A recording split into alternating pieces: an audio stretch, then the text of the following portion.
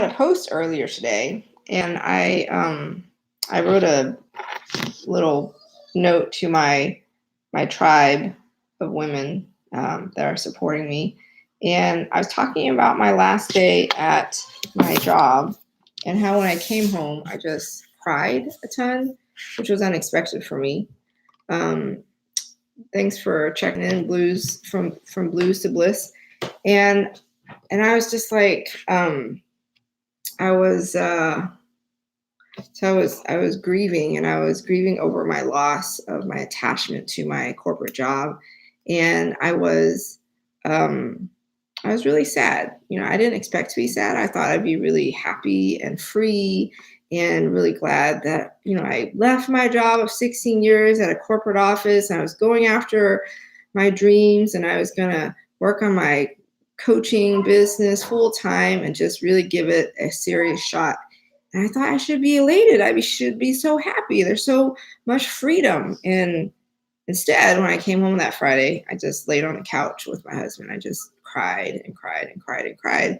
And I was grieving over my attachment to the security and the ease and the predictability of working at a corporate job and know exactly what to do. And all of a sudden, I have all this freedom, but it was daunting. It was scary. And I didn't know how it was going to look exactly. And it the feelings that came up, the feelings that I felt were so surprising. I was so surprised.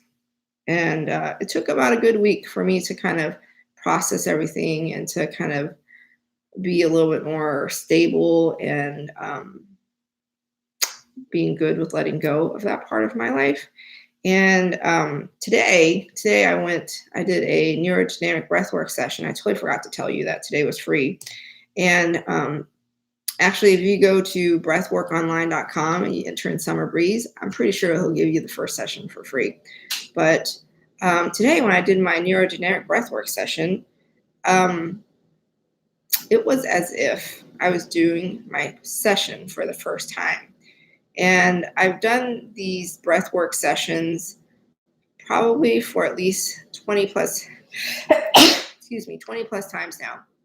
And the later ones, I really had trouble tuning into it. I had trouble just being, dropping in is what we call it. You drop in and you just tune in with the music and yourself, and you just let go of all this junk and you build these neural pathways. And it's just deeply meditative and healing, but it does require for you to breathe with your mouth open and breathe deeply. And then you'll start processing all this stuff. And when I was doing it today, I was breathing like I was breathing the Wim Hof method, which is open mouth breathing, where you're sucking in air and blowing it out. So you're like, so I was breathing more like that. So you breathe very deeply and you breathe more quickly than you usually breathe on a normal basis. And when I did that, I started dropping into the meditation session. And one of the things that the neurodynamic breath work is good for is it builds up all the tensions into your fingers or your body. And then once the pressure is built up as much as it could possibly be, it gets released. And when it releases, maybe you're crying or you're laughing or you're angry or whatever the emotions that you have that are suppressed, that you're holding on to, it just gets dissipated, gets processed, and gets let go. So with this session, it was a little unique because I felt like I was running out of time. Like, they're typically an hour long, and I probably didn't fall in until like a little bit past the 30-minute mark. And I was like, oh crap, I'm running out of time, because I could hear the music changing. So you know that he's going to start winding down the music. And I was like, I'm not finished. Like, what do I do? So I stopped breathing. And the tetany, and just, I felt like I was surrounded by this force field, and it just kind of, my whole body was just tight and tense. And as I stopped breathing and started slowing down my breath, the tetany and the force field kind of, hey, Den B21, thanks for joining. Then that force field energy, that tension of energy started dissipating slowly. And I was releasing the energy slowly. I was processing it slowly. Hey, Annie Wynn. And It was good. It was good. Lots of healing and hope. Hope. There's actually hope. There is a positive outlook. There is light on the other side. There's light at the end of the tunnel. And I feel better. I feel like energy is better. I feel like I'm in a better place to focus on the next steps to do, the climb up the mountain, wrapping things up, writing thank you letters. I started Hey Kim, and just completely, finally letting go of that part of me that is the past, and letting go of my attachment to my secure job and the security of the paycheck, and just thanks Kim, um, of just Kim says I've got this. And it's really finally, after a week of processing, I've let it go, and I've finally in a place where I feel like, okay, now you can focus on the business. Now you can focus on your goals. Now you can focus on being more present with your kids and making time for them. And my son, he asked me today, like, Mom, what time are you going to be working to? I said, 3.